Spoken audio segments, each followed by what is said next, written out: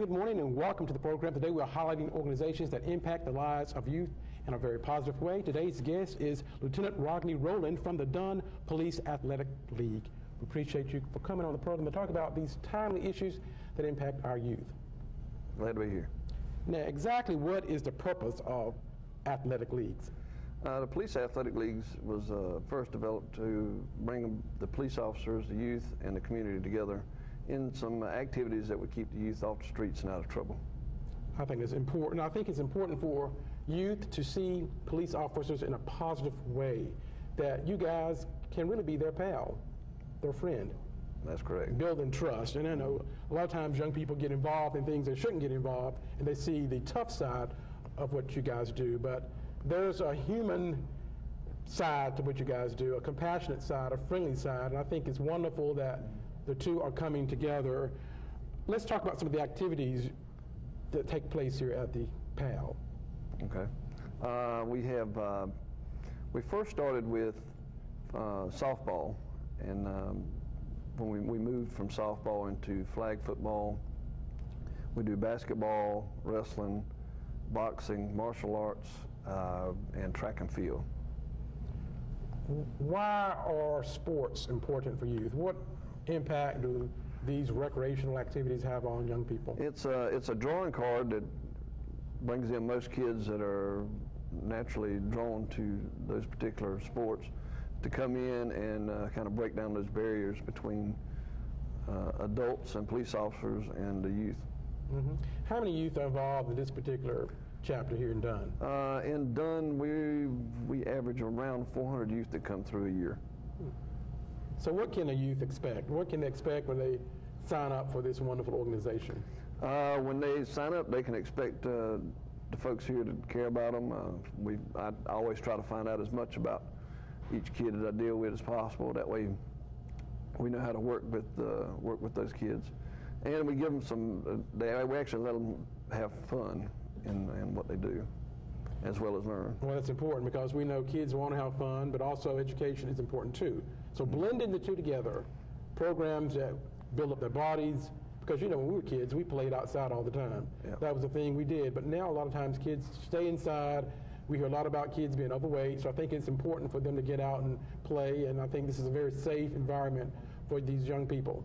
Most certainly. We encourage them to participate in some kind of activity, whether it's, even if it's not an organized sport, it's some kind of sport that we do in our enrichment programs, which could be dodgeball or any of the other kind of things.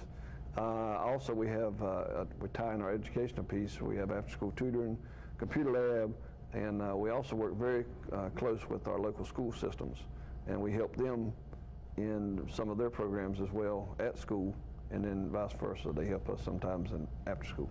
Well, I think that's important. You know, we hear the old African proverb 1,000 times. It takes an entire village to raise a child. I think this is a village concept here at PAL, where you guys are taking children and nurturing them and giving them productive avenues to be productive citizens. And it starts out when they're young. So I think it's a great thing, and I know there are chapters across our state. How many are in North Carolina? At the last count that I had, it was between 6 and 7. That's across North Carolina. Mm-hmm. And of course, we have viewers outside of North Carolina, and this is a nationwide organization. You can look them up on the national website, nationalpal.org, and we will be highlighting that throughout the program so you can connect with your local chapter. I like your slogan here at this particular facility: filling playgrounds, not prisons. So you really are accomplishing this. Yes, well, you actually took that slogan from National PAL when we first joined National PAL, and we've kind of kept that as our main slogan throughout our entire years here. Well, I think it's important because we know studies do reveal that kids who do not do well in school, do not get good reading skills, they are more likely to end up in the criminal justice system and in prison. So we have to reach our youth at a young age, and I think nurturing them through sports and education, making it fun, motivating them to do things will benefit them down the road. Yes, it definitely has been working here for a good number of years since we've started our different programs. Tell me about your start here. You've been here a long time, you know. So tell me, how did you get involved, and how does this work make you feel personally?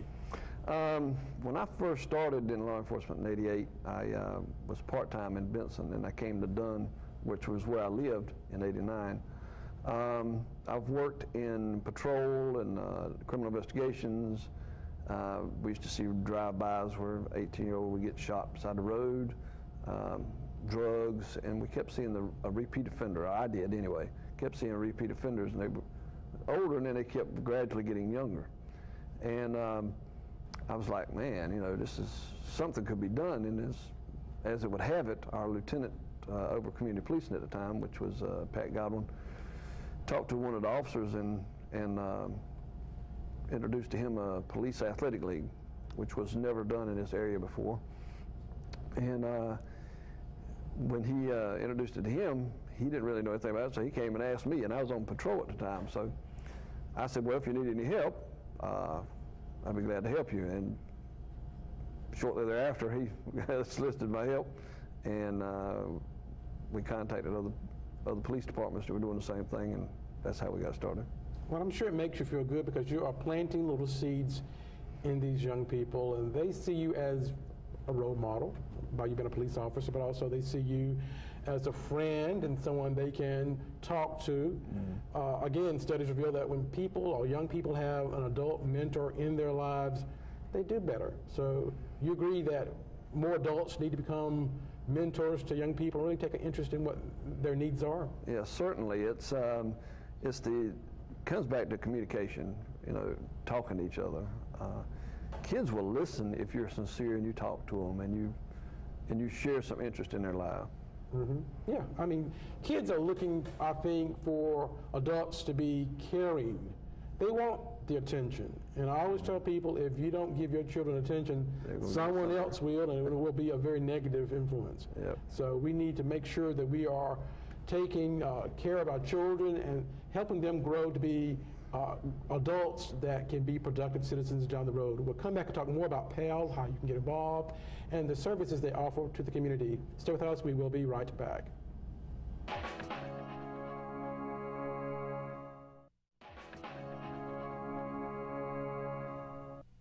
Good morning and welcome back to the program. If you have a child and want them to get involved in PAL, you can find out on today's program.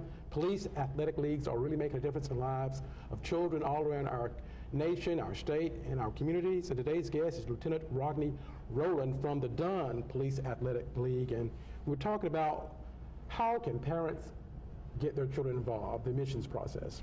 The admission process here at the Police Athletic League can be done in a couple of ways. They can go on our website, which is www.dunnpal.org, and we have an online registration, and then they just fill out the permission slips and send them to us, or they can actually come into the center. We have applications here located right outside the office. They can fill that out manually, and we can enter it in as well. And then each child will get their own picture identification card, and once that happens, they're into the programs. And what are the age ranges of children? 6 to 18 years old. Okay, 6 to 18 years old. And that's where children really need to be reached. It's after-school programs. I know you have that. That is very important for young people sometimes who may be at risk of getting into trouble, to find positive things to do in the afternoon. It helps parents out who may be working. Yeah. So I think it's a wonderful organization, and it's all for youth. You know, youth are our future, and we need to make sure that they get the right upbringing. So you guys are doing that. I'm very interested to know more about this wrestling, which is very, very interesting. We know you got basketball and those type things, but why wrestling, and why is this so important for youth? Of course, we have our flag football and our basketball and our boxing that's been going on for some time, but we actually have a partnership with Girls and Boys Town in Nebraska, to where we send youth there that may not, for some reason, make it here in our area, and our partnership is through athletics with Girls and Boys Town. We sent a young man up there 3 or 4 years ago who had never wrestled before in his life. He went in the 9th grade, played basketball and football. In his last 2 years, he was involved in the wrestling team, and just so happens that the wrestling coach is also the recruiter that I talk to on a daily basis to get kids to go there.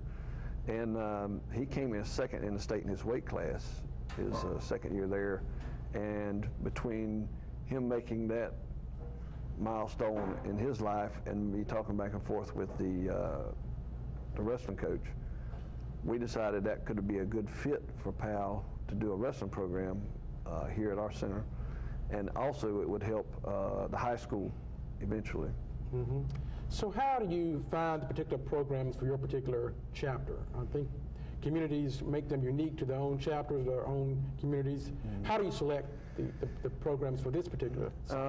We look at what, of course, what's feasible, what fits in. We like to fill in the gaps. We don't really like to recreate everything that's already been done, maybe in recreation or in other leagues in the area. We kind of like our gap filler. We fill in different programs that may interest kids that's really not being offered in this, you might as well say, rural area. And wrestling has been one of those gaps that's fit in pretty well as soon as we got started. Mm-hmm. Kids do like that, and it's a lot of fun. And again, team sports, they can learn a lot about mm-hmm. life, about competition, about leadership. I mean, you build in a lot of skills in these young people when they come here. And then with wrestling itself, they actually can set their own personal goals as well as working with a team. It's just like sort of like track and field as well. Is they get to get those personal accomplishments as well as a team accomplishment. Mm-hmm. You have to give young people a goal and focus, and like I say, they're looking for attention. They want caring adults in their lives, and mm-hmm. I know mentoring is a big project here, initiative here in your particular organization.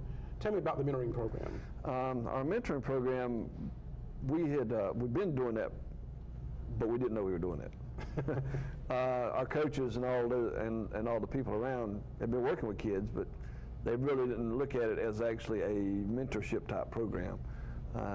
We actually developed that idea through National PAL and some other folks about 4 or 5 years ago, and there was some money that was able, because when you're running programs and doing all the other stuff, you really don't have time to go and try to recruit other people to come in and kind of help do what you do. So National PAL was able to get some grant money for us to be able to get somebody on a consistent basis that would be able to go out into the community and help draw those people that we need to come in from the community side and help with the various programs that we have here. Mm-hmm. Tell me about your staff, because there's some wonderful people on staff. Yes, we have at times we have a fairly large staff, and it looks like we have a whole lot, but really we have volunteers that come in as well. We have Campbell University, which is up the road a little ways, and they have students that they bring over to help us out. We have some church organizations that come in and help us out from time to time. And then we have people from the community, from civic organizations and all. But the main ones that we have that's pretty the ones that's consistent here, we have Miss Teasley, who is our education coordinator. And then we have Takesha Henry, who is our mentor coordinator. And then we have a couple of people that work the gym, Thaddeus Evans and Derek Austin. Okay. Well, it's a fun organization. You may not be a part of their team, but you can volunteer your time. And when we come back, we talk about how you can volunteer, how you can get involved with the lives of children, make an impact on the futures, because children really are our future. Stay with us. We come back and we'll wrap it up right after these messages.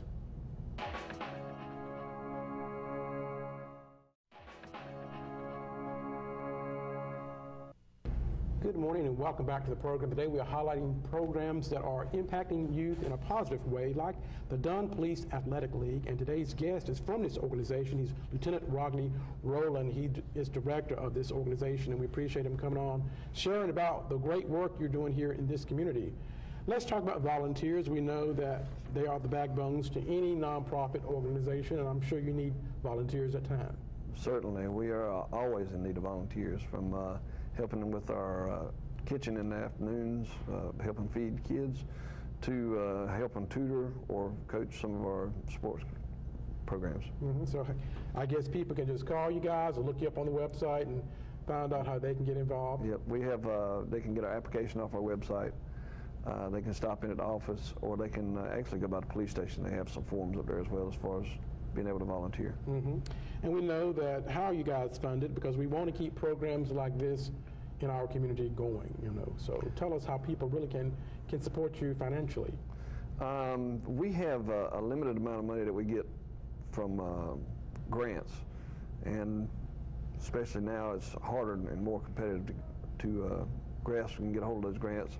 We receive just a limited amount of funding from the city, which basically keeps the facilities operating. But the main part of our the main source comes from donations and fundraisers. And they can donate in numerous ways. They can either mail it to us at our post office box. They can come in and donate financially, or they can do it off our website as well. So people really need to get involved. I mean, it takes an entire village to raise a child, and that means communities coming together, businesses coming together, concerned citizens coming together. We hear in the news about so many issues affecting young people, but we can do things about it to turn it around in our community so that our young people can have a bright future. And they can, but they have to have the right foundation. And of course, PAL is one of those organizations that's really giving them a great foundation. In your opinion, how is this agency impacting our community at large? It is impacted, me personally believe it has impacted the community greatly, because there was a point at time we had problems with gangs visibly out in the community and different other things. But that's actually, that philosophy of thinking has actually changed quite a bit over the last few years. And people actually care more about the community now than I believe they did several years ago. Well, I think anytime you make a positive impact on a child's life, you are building a community's future, because young people are our future. They will be making decisions for you and I when we get older, so we want them to make wise decisions. We want them to work so that I can get my Social Security. But, seriously, we want them to be productive citizens, and they can, and it takes all of us coming together to reach our young boys. A lot of times boys get into a lot of trouble sometimes. And I always say when I hear that on the news, what could have been done to keep that young man from getting involved in the criminal justice system, Yeah, sometimes it just takes the right person in at the right time with the right advice, and sometimes that can be diverted altogether. That's true, that's true. Again, goes back to having adult role models in our lives. You don't necessarily have to have a child to be a father. You can be a father in a sense to a child by just being a mentor or being a person who he can talk to, a concerned ear that they can listen to, because kids want to talk. They want a dialogue. They want to know what you think. They want to talk about their problems, but they want to be able to trust you. Exactly. And I think the PAL organization is building one of the most powerful trusts in our nation, trust between policemen and youth. Definitely.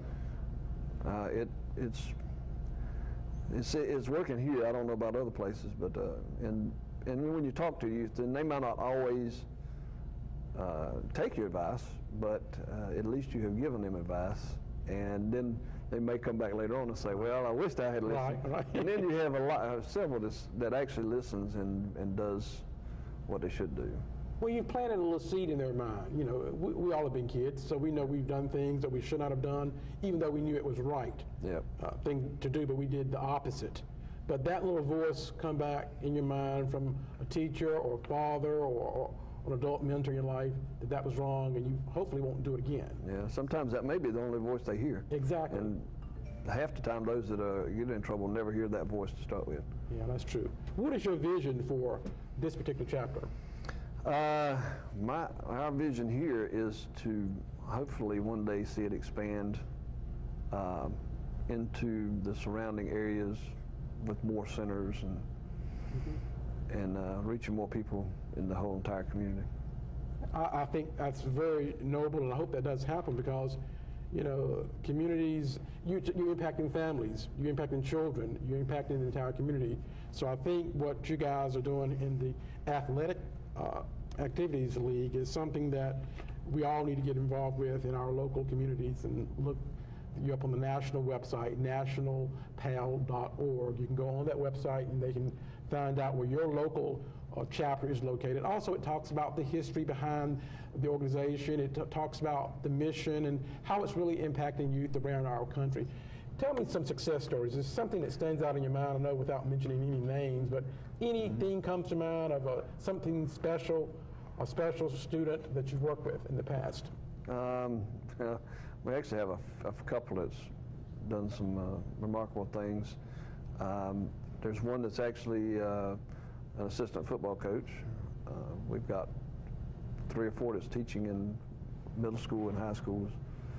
And there's another young man that has been here since we first started that actually lived just about on top of this location. He's currently working in a nuclear power plant, making probably 3 times my salary. Right. Yeah, he still comes back every once in a while. We do an alumni basketball game every December. We started that a few years ago.